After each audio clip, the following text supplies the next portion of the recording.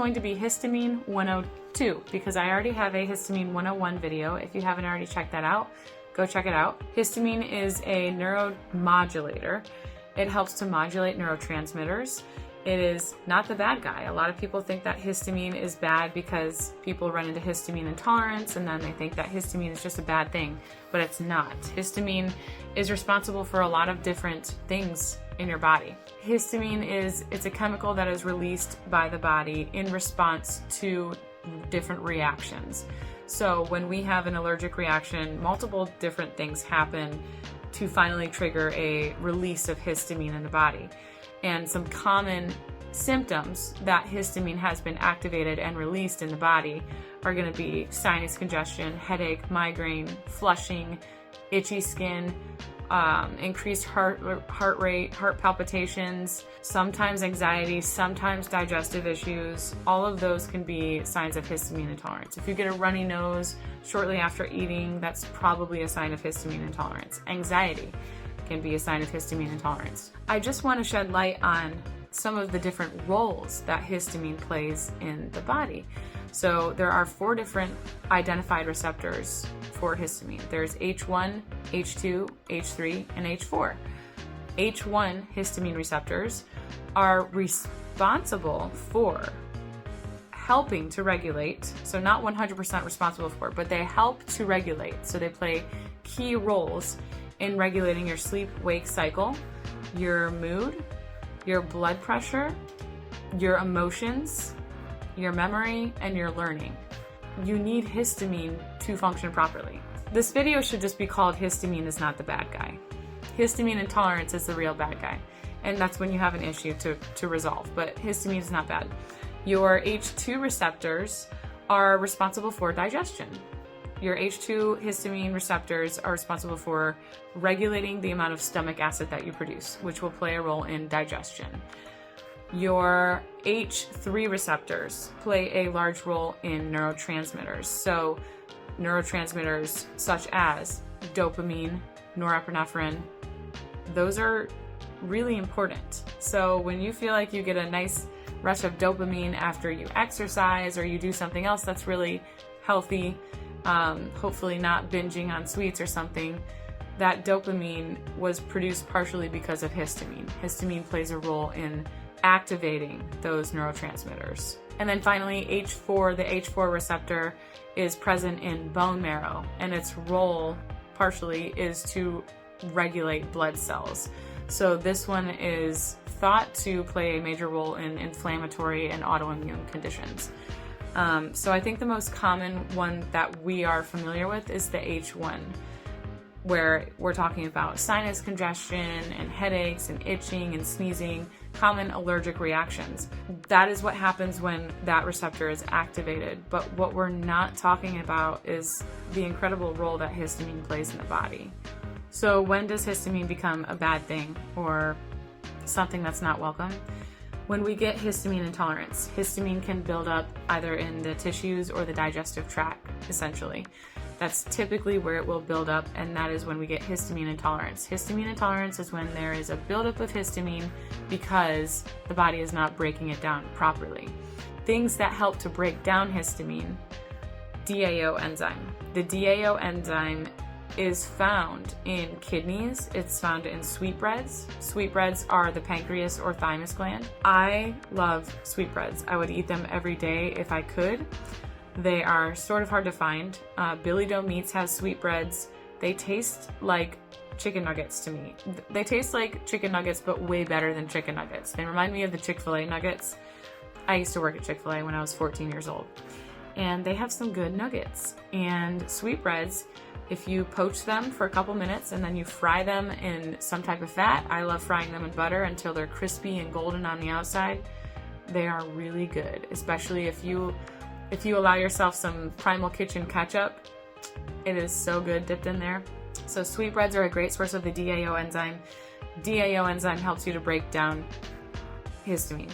If you don't want to consume kidneys or sweetbreads, you can buy the DAO enzyme. There are lots of different supplements on Amazon Grassland Nutrition is the company that I am affiliated with, and they have a histamine supplement that they just came out with. It comes in a powder or a capsule. It contains kidney, so you're getting the DAO enzyme. It also contains kelp, which is a great source of iodine, and it contains liver. So that is like a multivitamin plus histamine, everything, and iodine, which is awesome, which is great for your thyroid. I would highly recommend that. My discount code is Tailored10 for Grassland Nutrition. So that's something that you can do for histamine intolerance. Other causes of histamine intolerance can be vitamin C deficiency, copper deficiency, or vitamin B6 deficiency. And so those are all possibilities. But honestly, healing from histamine intolerance, I think, just requires healing and sealing the gut and supporting your body at a systemic level. So I had really bad histamine intolerance when I started down this journey. I would get a drippy nose every morning when I had my broth. That at the time I was making broth from chicken feet. I hadn't even discovered billy doe meats yet. And I'm talking like the first couple of months of my healing. And I just pushed through that histamine intolerance because it wasn't as bad as what I had experienced beforehand, when I just felt worse and worse eating only beef. So I was incorporating more and more lamb, and I was like, okay, I'm feeling better and better with more variety, more lamb, less beef. And then I discovered billy doe meats, which is non-aged, and I felt awesome. I was like, I'm gonna do this, I can do this. And that's when I was able to stick with only meat for an entire year. So histamine is going to build up more and more in meat the longer that it is exposed to the air, basically. So aged meat will be much higher in histamine. Larger animals will be higher in histamine versus smaller animals because the processing time.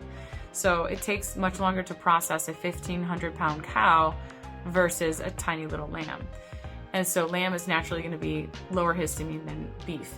If you can find anyone that has non-aged meat, that's going to be ideal. And then other ways to lower histamine is to cook from frozen. You can cook your food from frozen in the air fryer. It tastes better, in my opinion. A lot of cuts taste better cooked from frozen. So I cook from frozen at 400 degrees in the air fryer. That's hot enough to create a sear on the outside while keeping the juices locked in on the inside. And I like things medium rare, on the rare side actually, and cooking from frozen is perfect for that.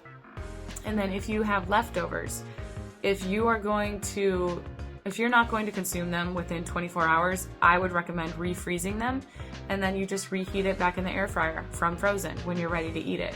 That is what I did for the first 2 years of my healing. I didn't have any leftovers. You could open my fridge and there was nothing but seltzer water in there, literally. Everything was frozen, cooked, and then refrozen. So that can really help with histamine intolerance as you're healing. Histamine intolerance is really frustrating for a lot of people. I know that mast cell activation syndrome, you guys are going to have some of the worst symptoms. You can 100% reverse histamine intolerance as well. So it doesn't change whether or not you have mast cell activation syndrome, because I do get that question. I had mast cell activation syndrome. It's just like intense histamine intolerance. Once you heal and seal the gut, most of your reactions should be going down. I can eat tons of aged meat these days and I don't get any histamine reactions. When Tyler and I went to Fogo, we would always go on Fogo dates when we lived in Illinois, and I would eat, I know I've eaten 12 steaks because I counted them. So I can eat a lot of meat, a lot of beef that some of it has been aged and has been sitting out, and I don't have any reactions. Whereas before, I reacted to any amount of beef and I was super sensitive. So that will heal. Just focus on supporting your body. If you are not doing well with the symptoms and if they are crippling to you, consider the things that I mentioned before with the DAO enzyme. And if that is not enough, then you can go ahead and take antihistamines. If you don't know if your issues are histamine related, what if you're just fatigued all the time and you get headaches every now and then? Do a test. Take an antihistamine like Benadryl. Either do a H1 or H2 histamine blocker depending on the issues you're having. I would try H1, which is probably most common. And if it helps your symptoms, then you're probably having histamine intolerance.